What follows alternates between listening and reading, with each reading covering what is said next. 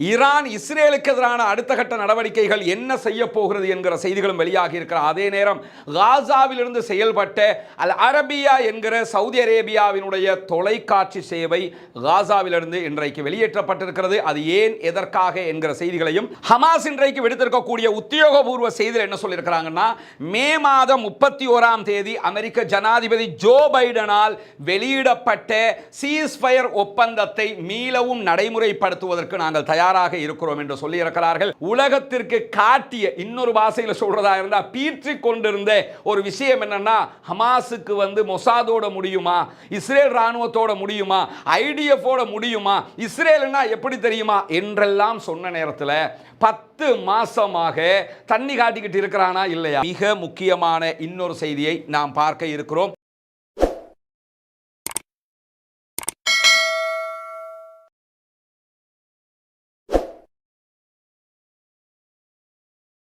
அஸ்ஸலாமு அலைக்கும் வரஹ்மத்துல்லாஹி வபரகாத்துஹு. பேரன்பிற்கினிய சகோதர சகோதரிகளே, நம் அனைவர் மீதுமே ஏக இறைவனுடைய அமைதியும் கருணையும் உண்டாகட்டுமாக என்கிற உயரிய பிரார்த்தனைகளோடு 311வது நாளாக காசாவிலும் காசாவையொட்டிய பாலஸ்தீன நிலப்பரப்பிலும் இதையொட்டி சர்வதேச மட்டத்திலும் என்னவெல்லாம் நடந்திருக்கிறது என்கிற செய்திகளைத்தான் இன்றைக்கும் நாம் பார்க்க இருக்கிறோம்.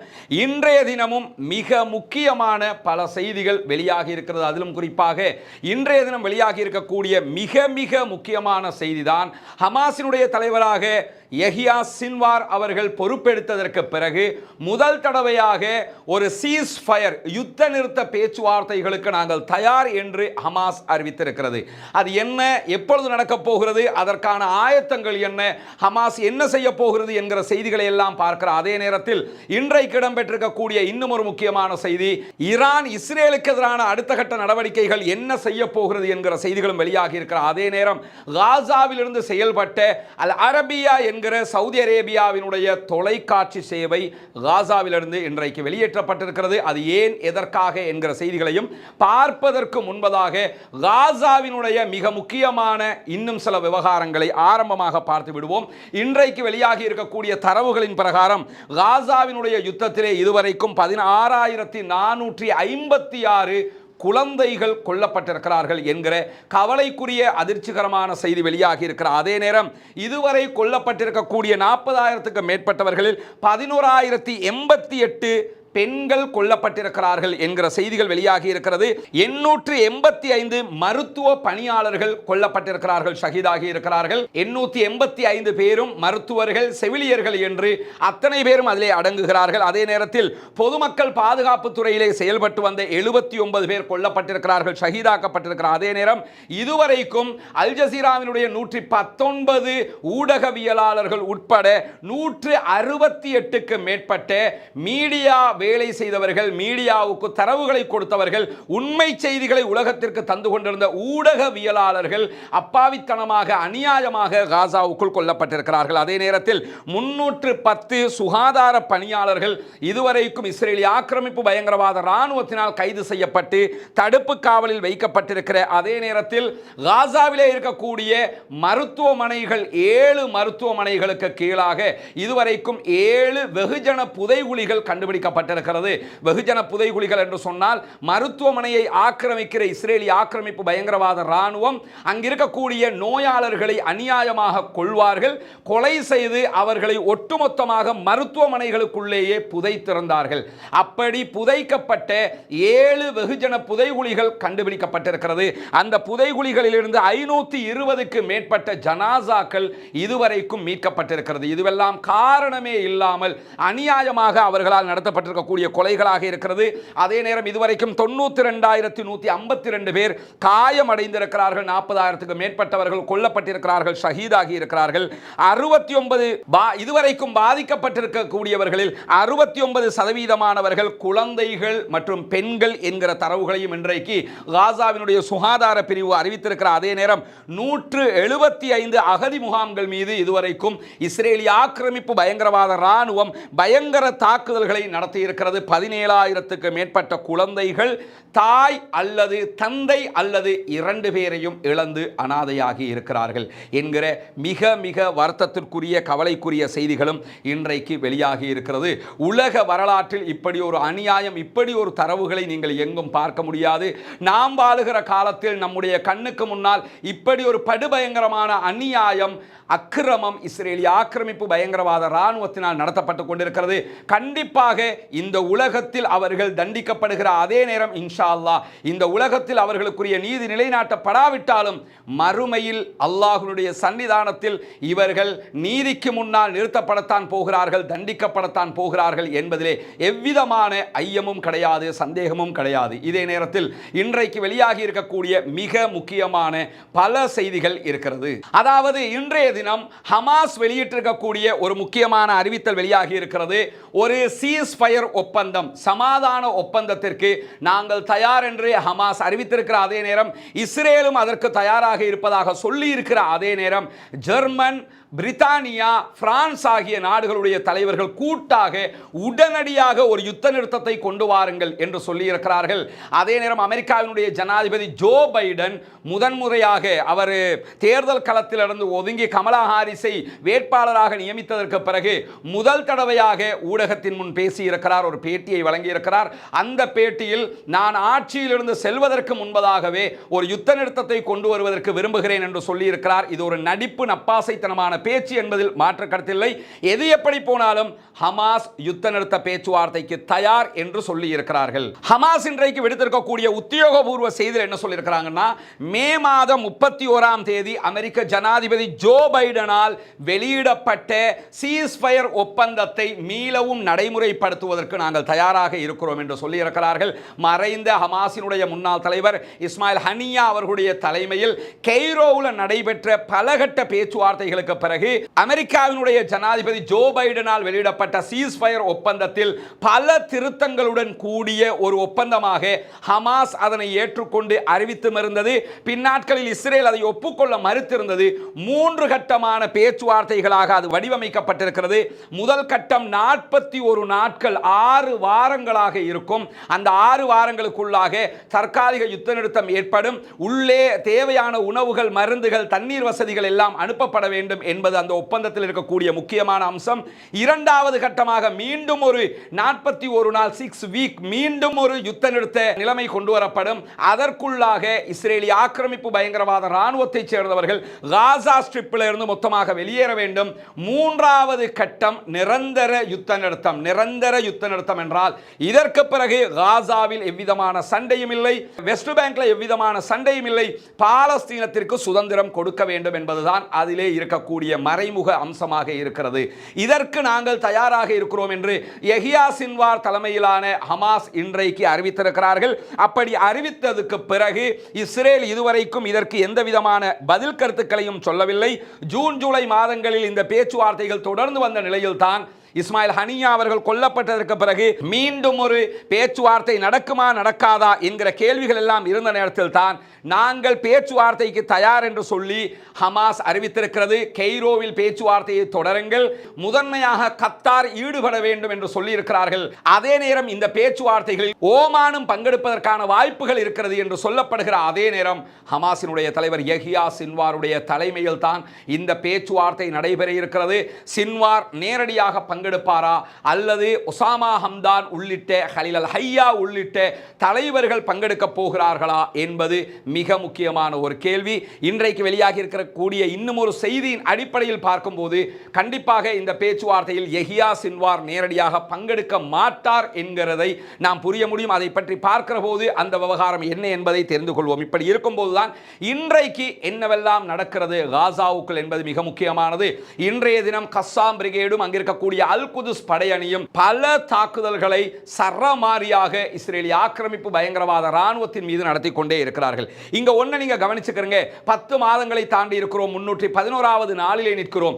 இதுவரைக்கும் அங்கிருக்கக்கூடிய போராளிகள் தாக்குதல் நடத்தி கொண்டுதானே இருக்கிறார்கள். இஸ்ரேல் பொதுமக்களை அழித்துக் கொண்டே தானே இருக்கிறது. எனவே அவர்கள் அழிப்பதை நிறுத்தவில்லையே, ஏன் ஹமாஸால் அவர்களை நிறுத்த முடியவில்லை என்கிற கேள்வியே பல நேரங்களில் நேரடியாகவும் நம்மளை சந்திக்கக்கூடிய சகோதரர்கள் கேட்கிறார்கள். அதே நேரத்தில் பல சகோதரர்கள் வாட்ஸ்அப்ல இந்த கேள்வியை நம்மகிட்ட கேட்டுக்கிட்டே இருக்கிறீங்க. ஒன்றை புரிந்து கொள்ளுங்கள், இந்த யுத்தத்திலே யார் இதுவரைக்கும் ஜெயிக்கிறார்கள் என்கிற கேள்விக்கு ஒற்றை பதில், ஜெயிப்பது வேறு யாரும் இல்லை, பாலஸ்தீன மக்கள் தான் ஜெயித்துக் கொண்டிருக்கிறார்கள்.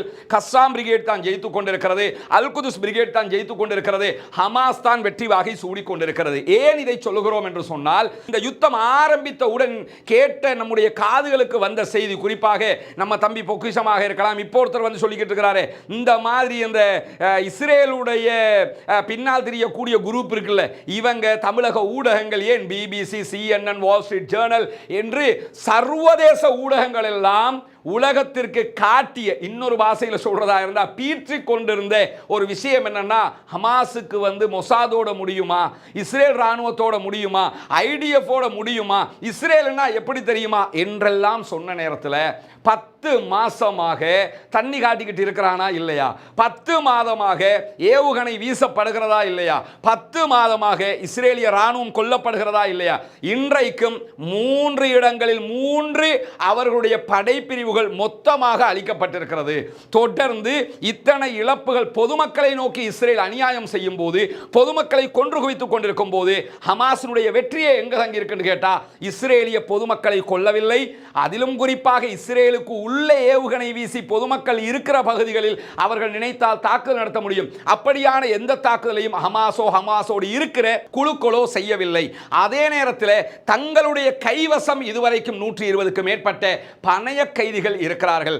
அவர்களுக்கு எதிராக கூட ஹமாஸ் எந்த விதமான நடவடிக்கையும் எடுக்கவில்லை. இஸ்லாம் காட்டிய யுத்த தர்மங்களை பேணி அவர்களையும் பாதுகாத்துக் கொண்டு, தங்கள் மக்களையும் பாதுகாத்துக் கொண்டு, தங்கள் மக்களுக்கு எதிரான அநியாயங்களுக்கு எதிராக யுத்தமும் செய்து கொண்டு 10 மாதங்களை தாண்டி 11வது மாதத்திலும் 1/3 ஒரு பங்கை நாம் தாண்டி இருக்கிறோம். எனவே உலக மகா ரவுடிகளாக, உலகத்தின் மிகப்பெரிய ராணுவம் நாங்கள் தான், எங்களிடம் இல்லாத ஆயுதங்கள் இல்லை என்று சொல்லிக் கொண்டிருந்த இஸ்ரேலிய ராணுவம் உலகத்தில் இருக்கிற அணுகுண்ட தவிர எல்லாத்தையுமே போட்டு முடிச்சிட்டாங்க.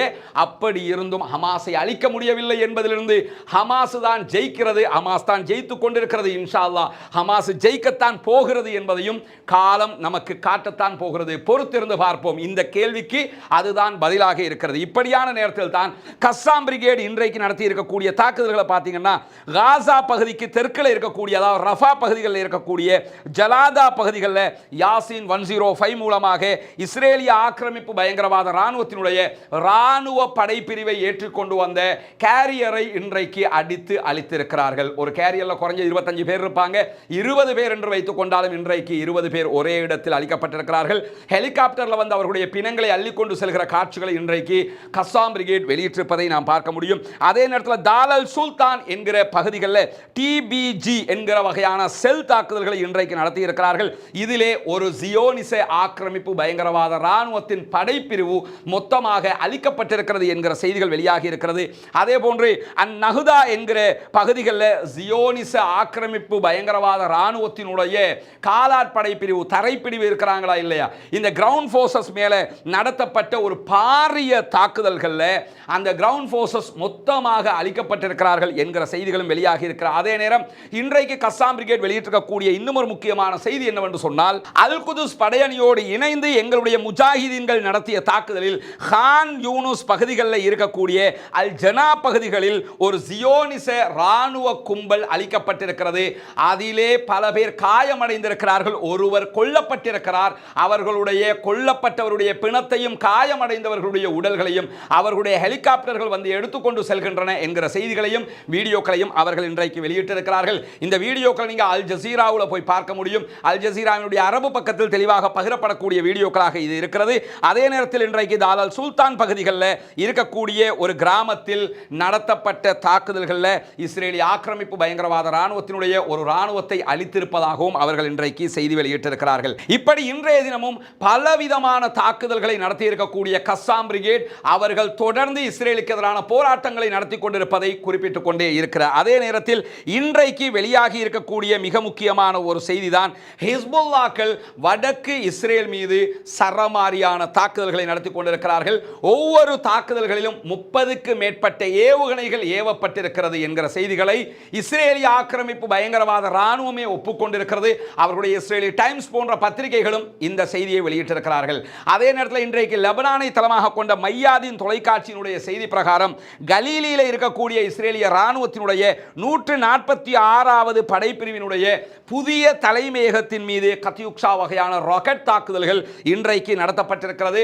சரமாரியாக நடத்தப்பட்டிருக்கக்கூடிய இந்த ராக்கெட் தாக்குதல்களில் பல அழிவுகள் அவர்களுக்கு ஏற்பட்டிருப்பதாக சொல்லப்படுகிற அதே நேரத்தில் இன்றைய தினம் இஸ்ரேல் மீது அவர்கள் 30 என்கிற வகையான ஒவ்வொரு தொகை வகையான தாக்குதல்களை நடத்தி இருக்கிறார்கள் என்று இஸ்ரேலிய ஆக்கிரமிப்பு பயங்கரவாத ராணுவம் ஒப்புக்கொண்டிருக்கிறார். அதே நேரம் இன்றைய தினம் மெட்டுல்லா என்கிற இஸ்ரேலிய கட்டுப்பாட்டில் இருக்கக்கூடிய பகுதிகளில் இருக்கிற இஸ்ரேலிய ராணுவ தளத்தை இலக்கு வைத்து பாரிய தாக்குதல்களை ஹிஸ்புல்லாக்கள் நடத்தி இருக்கிறார்கள். காலை 8:40 மணிக்கு நடத்தப்பட்டிருக்கக்கூடிய தாக்குதல்களில் இஸ்ரேலிய ஆக்கிரமிப்பு பயங்கரவாத ராணுவத்தினுடைய பல ராணுவ உபகரணங்கள் அளிக்கப்பட்டிருக்கிறது என்கிற செய்திகளும் இன்றைக்கு வெளியாகி இருக்கிறது.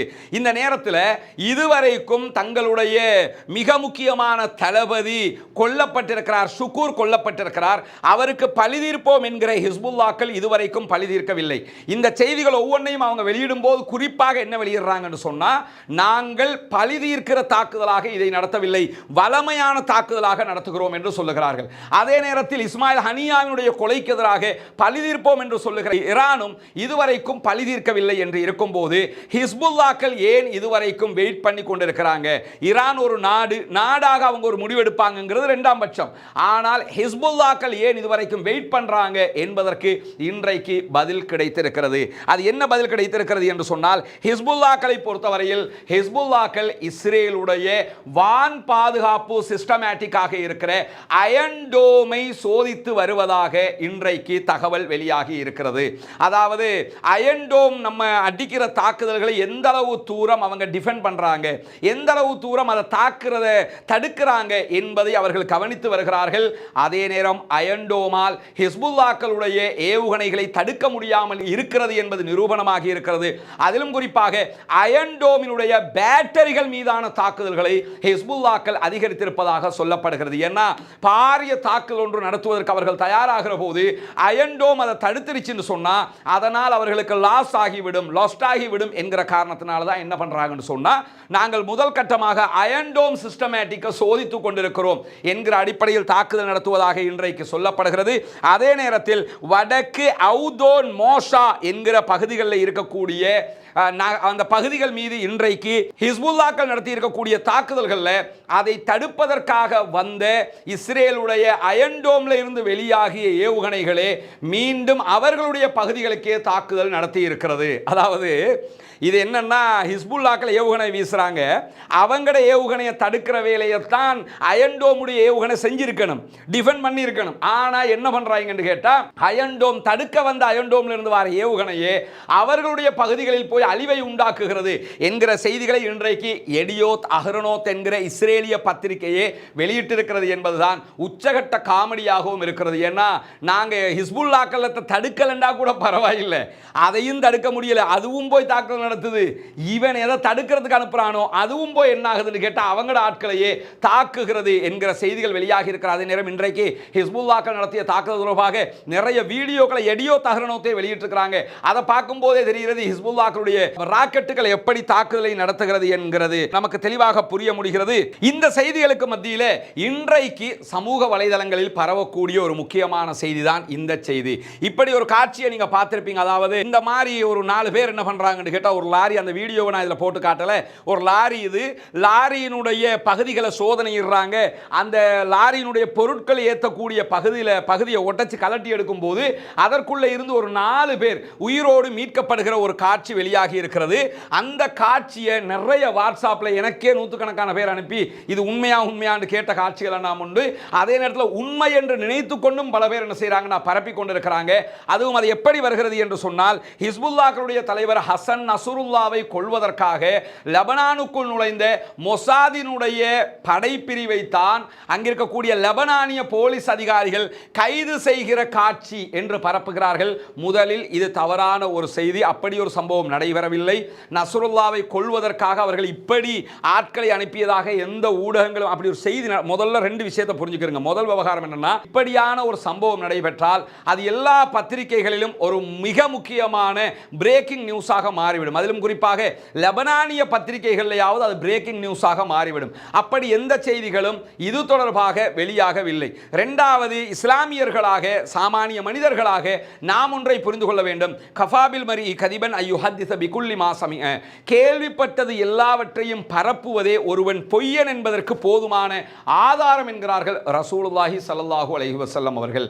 நம்ம ஒரு செய்தியை பரப்பினா கூட அது உண்மையாங்கிறத உறுதிப்படுத்தணும். நமக்கு நம்பிக்கையானவர் அனுப்பிட்டாரு, அவர் அனுப்பிட்டாரு என்பதை தாண்டி இந்த செய்தி எங்காவது வெளியாகி இருக்கிறதா என்பதை பார்க்க வேண்டும். அப்படி எங்குமே இந்த செய்தி இந்த கருத்துப்பட ஹசன் நஸ்ருல்லாவை கொல்வதற்காக சென்ற மொசாதை சேர்ந்தவர்கள் கைது என்கிற கருத்துப்பட அப்படி அந்த செய்தி வரவில் இப்படி ஒன்று வந்திருந்தா அல் ஜசீரா மாதிரியான ஊடகங்கள் பிரேக்கிங் நியூஸை அடிச்சிருப்பான். அவ்வளவு முக்கியமான ஒரு செய்தி. அப்படி எந்த செய்தியும் வரவில்லை.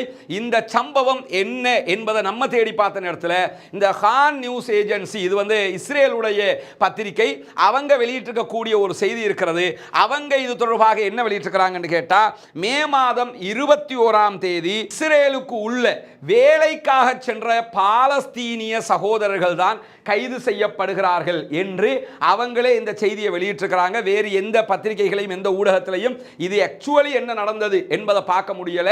அதனால இவங்க சொல்லியிருக்கக்கூடிய செய்தி என்னன்னு கேட்டா, இது பாலஸ்தீன பொதுவாக என்ன விளைங்கிறங்கன்னு கேட்டா, பாலஸ்தீன அப்பாவி சகோதரர்கள் தொழிலுக்காக இஸ்ரேலுக்குள்ள போவாங்க. இஸ்ரேலுக்குள்ள இப்ப தொழிலுக்கு போக முடியல இந்த யுத்தம் காரணமாக. அவர்களுக்கு வாழ்வாதாரம் இல்லை என்கிற நிலையில ஒரு பார்டரை குறிப்பிட்டிருக்கிறாங்க. அதிலும் குறிப்பாக பாலஸ்தீனத்துக்கும் இஸ்ரேலுக்கும் இடையில இருக்கக்கூடிய ஒரு பார்டர் வழியாக மே மாதம் 21ஆம் தேதி அவர்கள் இந்த மாதிரி ஒரு செட்டப்ல ஒரு வண்டியால உள்ள நுழைஞ்சதாகவும், அந்த வண்டியில இருந்த டிரைவர் ஓடினதாகவும், அவரை திருப்பி கைது பண்ணியிருப்பதாகவும், அதே போன்று இப்படியான சகோதரர்களும் கைது செய்யப்பட்டிருக்கிறார்கள் என்று அவர்கள் ஒரு செய்தியை வெளியிட்டிருக்கிறார்கள். இது தவிர்த்து இது உண்மையா பொய்யாண்டு கூட வேற எங்கேயுமே செய்திகள் வந்த மாதிரி நமக்கு பார்க்க முடியல.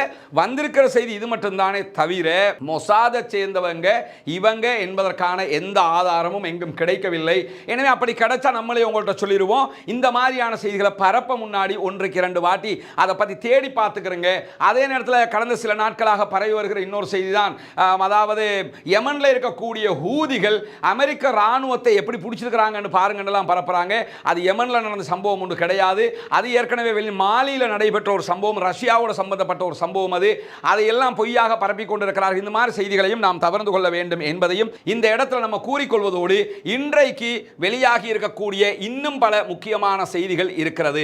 அது என்ன செய்தி என்று சொன்னால், இன்றைய தினம் நம்ம ஏற்கனவே சொல்லியிருந்தோம், இந்த இஸ்ரேலுக்கு எதிராக ஈரான் என்ன செய்ய போகிறது, என்ன செய்வார்கள் என்கிற கேள்விகள் எல்லாம் பலத்த கேள்விகளாக எழுந்து வருகிற நேரத்தில் அவங்க தாக்கினா தாக்கிட்டாங்கன்னு புரிஞ்சுக்கிருவோம், தாக்குவாங்கன்னு எதிர்பார்த்துக்கிட்டு இருக்க வேணாம். ஏன்னா இப்ப வந்திருக்கக்கூடிய ஜனாதிபதி மசூத் பெசக்ஷியனை பொறுத்தவரையில் அவர் கொஞ்சம் மேற்கு நாடுகளோட நெகிழ்வாக போறாரு, அவங்கள ஆளுங்கிறதுனால அதுக்கேற்ற மாதிரி போறாரு மாதிரி தெரியுதுங்கிறதெல்லாம் நானே உங்களுக்கு சொல்லியிருந்தேன். அப்படியான நேரத்தில் இன்றைக்கு வெளியாகி இருக்கக்கூடிய செய்தி என்னன்னு சொன்னா, அமெரிக்காவினுடைய மிக பிரம்மாண்டமான ராணுவ விமானங்களை கொண்ட கப்பல் வேகமாக நீங்கள் மத்திய கிழக்குக்கு போக வேண்டும் என்கிற ஆர்டர் போடப்பட்டிருக்கிறது.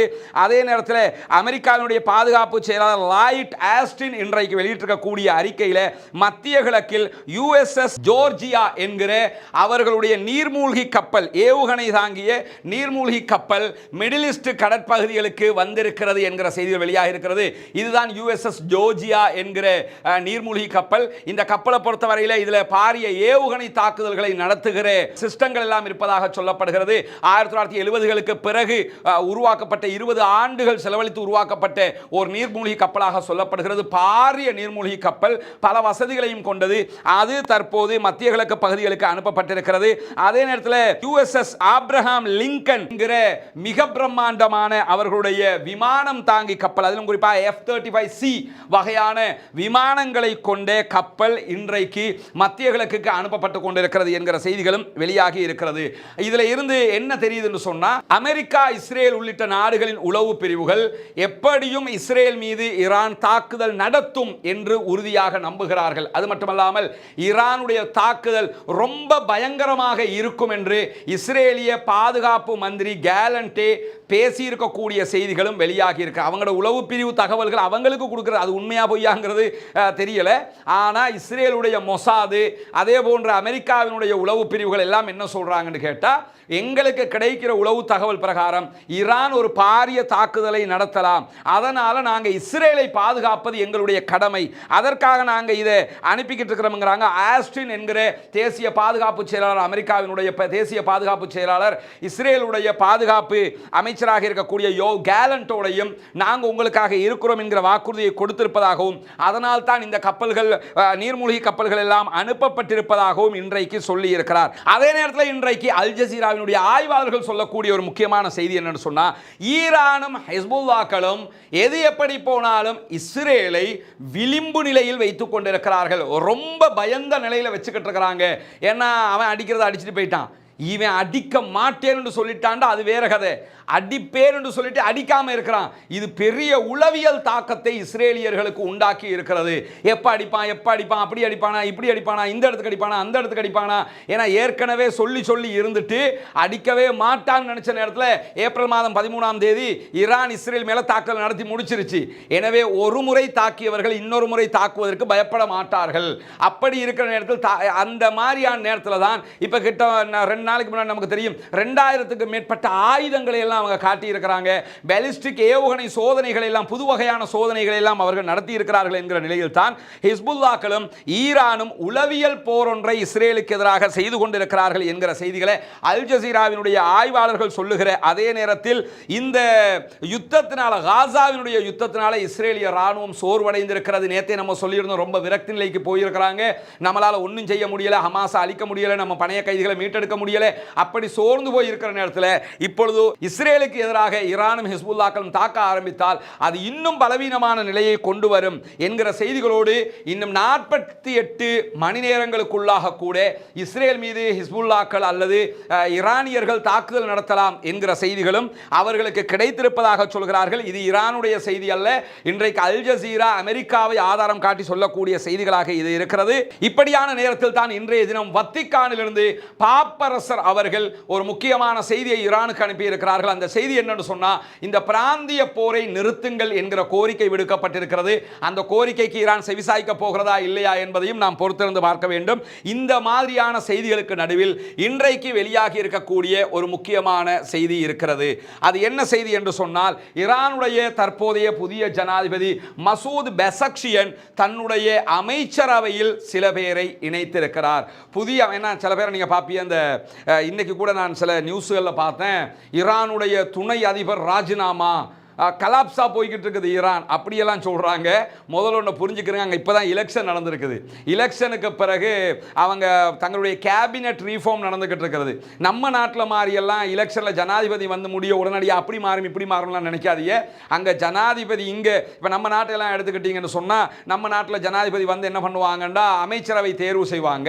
அங்கே என்ன மாதிரி எல்லாம் செய்வாங்கன்னு கேட்டால், அமைச்சரவை தேர்வு நடைபெற்று அது சபாநாயகருக்கு அனுப்பப்பட்டு அது பாராளுமன்றத்தில் அறிவிக்கப்பட்டு பாராளுமன்றத்தில் அதுக்கு வாக்கெடுப்பு நடத்தப்பட்டு இவர் அமைச்சர், இவர் ஓகே, இவர் ஓகே, இவர் ஓகேன்னு ஒவ்வொரு துறைக்குமான அமைச்சர்களை பாராளுமன்றத்தில் விவாதம் நடத்தப்பட்டு அதுக்கு பிறகுதான் அமைச்சர் ஓகேன்னு பாராளுமன்றம் தீர்மானிக்கும். ஜனாதிபதி முடிவெடுத்து எல்லாம் அமைச்சராக்க முடியும். நம்ம நாட்டை எடுத்துக்கிட்டீங்கன்னா, நம்ம நாட்டினுடைய முன்னாள் நீதி அமைச்சர் விஜயதாச ராஜபக்ச நான் ஜனாதிபதி தேர்தலுக்கு வர்றேன் அப்படின்னு சொல்லிட்டு என்ன பண்ணிட்டாருன்னா, ஜஸ்டிஸ் மினிஸ்ட்ரியில இருந்து அவர் விலகிட்டு போயிட்டாரு. இன்றைக்கு அலி சப்ரி மினிஸ்டர், வெளிவிவகார அமைச்சர் அலி சப்ரி அவங்களுக்கு அந்த பொறுப்புக்கு மேலதிகமாக நீங்களே ஜஸ்டிஸ் மினிஸ்ட்ரியை வச்சுக்கிறங்க அப்படின்னு சொல்லி ஜனாதிபதி தூக்கி கொடுத்துட்டாரு. இதே ஈரானா இருந்தா இப்படி கொடுக்க முடியாது, இவருக்கு கொடுக்கவா அப்படின்னு சொல்லி என்ன பண்ணணும்னு கேட்டா, சபாநாயகருக்கு அறிவிச்சு சபாநாயகர் பாராளுமன்றத்தில் போட்டு அதுக்குண்டு ஒரு வாக்கெடுப்பு நடத்தப்பட்டு அதுக்கு பிறகுதான் பொறுப்புகள் கொடுக்கப்படும். இந்த மாதிரியான ஒரு செட்டப்ல இருக்கிறது.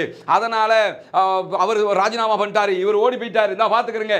இதெல்லாம் என்னன்னா, இந்த யூடியூப்ல உழைக்கிறதுக்கு, யூடியூப்ல செய்தி அதை சொல்லி பரபரப்பை உண்டாக்குறதுக்கு சரியா இருக்குமே தவிர இதையெல்லாம் கண்டுகிட்டு பரபரத்துக்கிட்டு போயிடாதீங்க.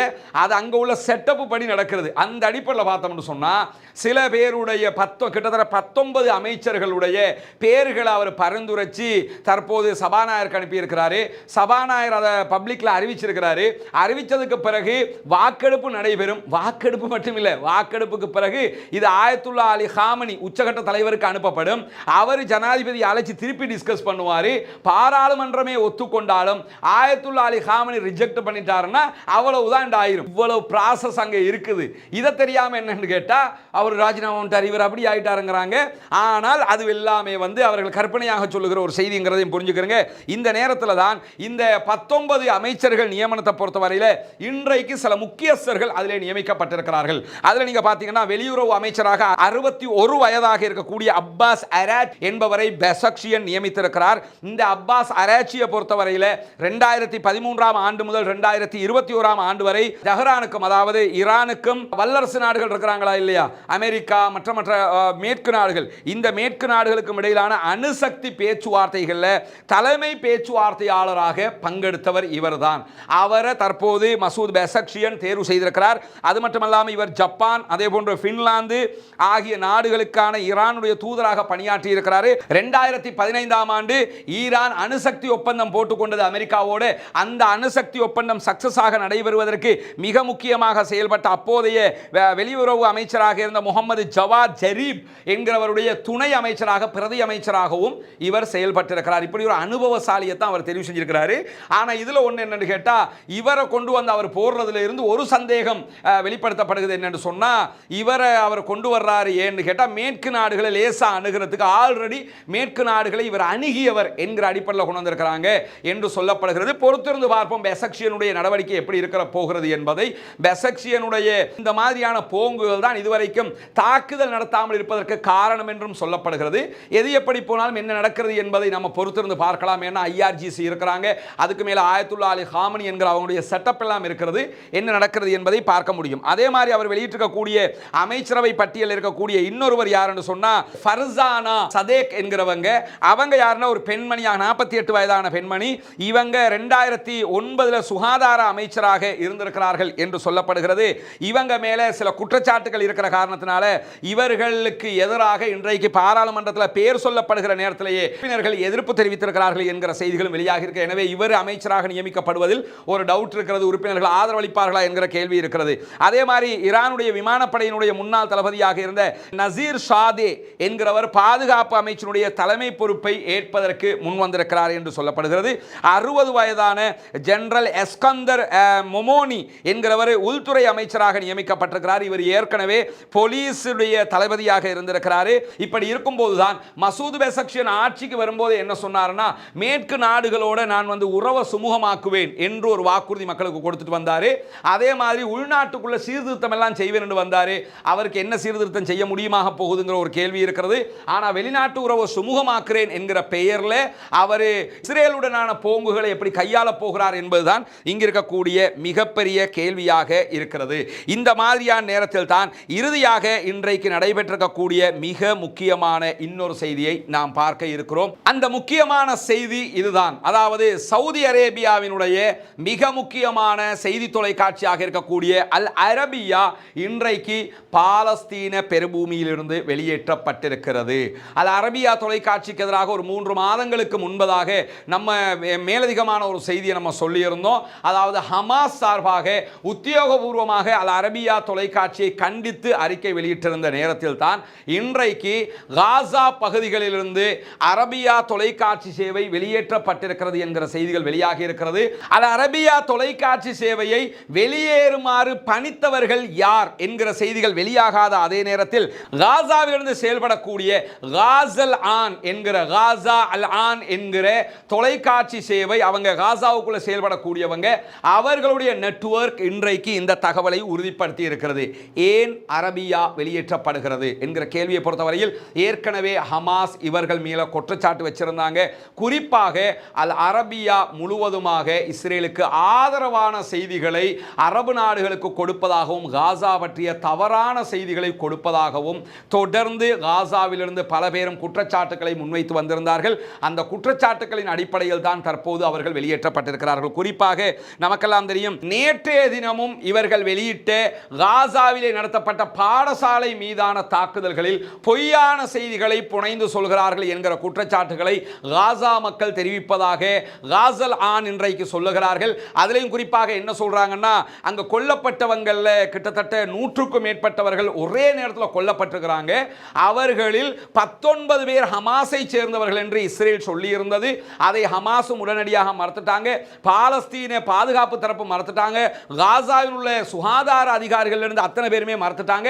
அவங்க 19 பேரும் யாருங்கிற பட்டியலையும் இஸ்ரேல் வெளியிட்டிருந்த நேரத்தில் ஒவ்வொருவருக்குமே அவங்க விளக்கம் சொல்லிட்டாங்க. இவங்க இவங்க இவங்க இவங்க இவர் யார் தான் சொல்லி எல்லாத்துக்கும் வெளியிட்டாங்க. இவங்களுக்கும் ஹமாஸுக்கும் சம்பந்தம் இல்லை என்பதையும் திட்ட தெளிவாக சொல்லிவிட்டார்கள். ஆனாலும் அந்த திட்ட தெளிவாக சொன்ன விளக்கங்களை எல்லாம் விட்டுவிட்டு இஸ்ரேல் சொல்கிறது இந்த இடத்துல ஹமாஸ் இருந்தாங்க, 19 பேர் இவங்க தான் என்று ஒரு தலைப்பட்சமாக இஸ்ரேல் செய்திகளை மட்டுமே இவங்க ஒளிபரப்புறாங்க என்கிற குற்றச்சாட்டு ரீசெண்டாக முன்வைக்கப்பட்டிருக்கிறது. அதே நேரத்தில் இதற்கு முன்பதாக நடத்தப்பட்ட மவாசி கேம்ப் மீதான தாக்குதல்களையும் இஸ்ரேல் சொன்ன செய்திகளை மட்டுமே அல் அரபியா செய்தியாக்கி கொண்டிருக்கிறது. காசாவினுடைய செய்திகளை திட்டமிட்டு மறைக்கிறது, இஸ்ரேலுடைய செய்திகளை மிக துல்லியமாக கொடுத்து கொண்டிருக்கிறது என்கிற செய்திகள் வெளியாகியது நமக்கெல்லாம் தெரியும். பல பேரும் கேட்பியல்ல, அரபு நாட்டில் ஆட்சியாளம் தான் இப்படி இருக்காங்கன்னா பொதுமக்களும் பார்த்துக்கிட்டு இருக்கிறாங்களே என்றெல்லாம் நீங்க யோசிப்பீங்க. பொதுமக்களை பொறுத்தவரை அரபு நாடுகளுக்குள்ள இயங்கக்கூடிய தொலைக்காட்சிகள்லாம் இந்த லட்சணத்தில் தான் இருக்கிறது.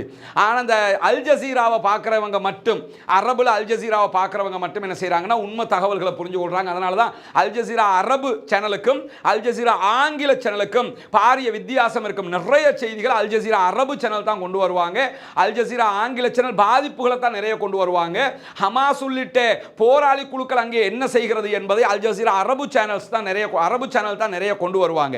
இந்த மாதிரியான நேரத்தில் தான் அல் ஜசீரா இஸ்ரேலுக்குள் தடை விதிக்கப்பட்டிருக்கிற நேரத்தில் அல் ஜசீராவுக்கு நிகராக இஸ்ரேலுக்குள் பார்க்கப்படுகிற ஒரு தொலைக்காட்சியாக அல் அரபியா இருப்பதாக சொல்லப்படுகிறது. அல் அரபியா முழுவதுமாக அவர்களுக்கான செய்திகளை கொடுத்து கொண்டிருக்கிறார்கள் என்கிற குற்றச்சாட்டு தான் இன்றைக்கு முன்வைக்கப்பட்டிருக்கிறது. அதாவது காசாவுல இஸ்ரேல் தாக்குதல் நடத்திவிட்டு என்ன சொல்லுவாங்க, நாங்க இதுக்கு தான் அடிச்சோம், இங்க ஹமாஸ் இருந்தாங்கன்னு ஒரு பொய்யை சொல்லுவான். அதற்கு மறுப்பாக ஹமாஸ் ஒன்னு சொல்லுவாங்கல்ல, சொன்ன ஒரு ஊடகமாக என்ன செய்யணும், ரெண்டு தரப்பையும் சொல்லணும். அவங்க இவர்கள் இப்படி சொல்கிறார்கள், இவர் அல் ஜசீரா நீங்க போய் பார்த்தீங்கன்னா ரெண்டையுமே சொல்லுவாங்க. இவர்கள் இப்படி சொல்கிறார்கள், அதற்கு பதிலாக இவர்கள் இப்படி சொல்கிறார்கள் என்று சொல்லுவார். அதான் ஊடக தர்மம். ஆனால் எந்த நிலையிலும் ஹமாஸினுடைய செய்திகளை மறைக்கிறார்கள், இஸ்ரேலுடைய செய்திகளை மட்டும்தான் இவர்கள் வெளிக்கொண்டு வருகிறார்கள் என்கிற காரணத்தினால்தான் அல் அரபியா சேனல் வெளியேற்றப்பட்டிருக்கிறது. காசாவுல அவர்களுடைய கவரேஜ் தடை செய்யப்பட்டிருக்கிறது என்கிற செய்திகள் இன்றைக்கு வெளியாகி இருக்கிற அதே நேரத்தில் அல் அரபியா தொடர்பாக இன்றைக்கு காசா அல் ஆன் என்கிற தொலைக்காட்சி சேவை வெளியிட்டிருக்கக்கூடிய இன்னொரு செய்தி என்னன்னு கேட்டா, அரபியா சேட்டலைட் சேனல் என்று சொன்னாலே அதிகமாக பொய் சொல்லுகிற சேனல், செய்திகளை பொய்யாக உருவாக்குகிற சேனல், செய்திகளை பொய்யாக கண்டுபிடிக்கிற சேனல் என்று பொருளாகும் என்று அவங்க காசாவுக்குள்ள இருந்து பல செய்திகளை உடனுக்குடன் சொல்லக்கூடியவங்கிற அடிப்படையில் இந்த மனவர்த்தத்தோடு இந்த செய்திகளை சொல்லி இருக்கிறாங்க. அதே நேரத்தில் ஹமாஸை சுட்டி காட்டி அவங்க என்ன சொல்றாங்க, போர் நிறுத்த ஒப்பந்தத்தினுடைய 2ஆம் கட்டத்திற்கு ஹமாஸினுடைய சில தலைவர்கள் காசாவில் இருந்து வெளியேறுகிறார்கள் என்று அல் அரபியா சொல்லுகிறது. இது பொய்யான தகவல் என்றும் அப்படி யாரும் வெளியேற மாட்டார்கள் என்றும் உயிர் பிரிகிற வரைக்கும் காசாவில் நின்று தங்களுடைய மண்ணுக்காக அவர்கள் போராடுவார்கள் என்றும் நாசிகள் எப்படி பொய் சொன்னார்களோ அதுபோன்று அல் அரபியா பொய் சொல்லுகிறது என்றும் ஹமாஸ் சொல்லி இருப்பதாகவும் இன்றைக்கு காசல் ஆன் தெரிவித்திருக்கிறது. என்னன்னா இதுல இருந்து நான் என்ன சொன்னா, யஹ்யா சின்வார் பேச்சுவார்த்தைக்கு கலந்து கொள்வதற்கு வாய்ப்பில்லை. ஏன்னா காசாவில் இருக்கிற எந்த தலைவர்களும் பேச்சுவார்த்தைக்கு வரமாட்டாங்க.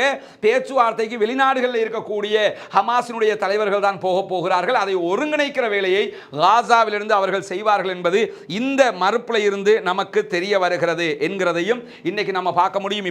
இப்படி இன்றைய தினம் பல செய்திகள் வெளியாகி இருக்கிறது.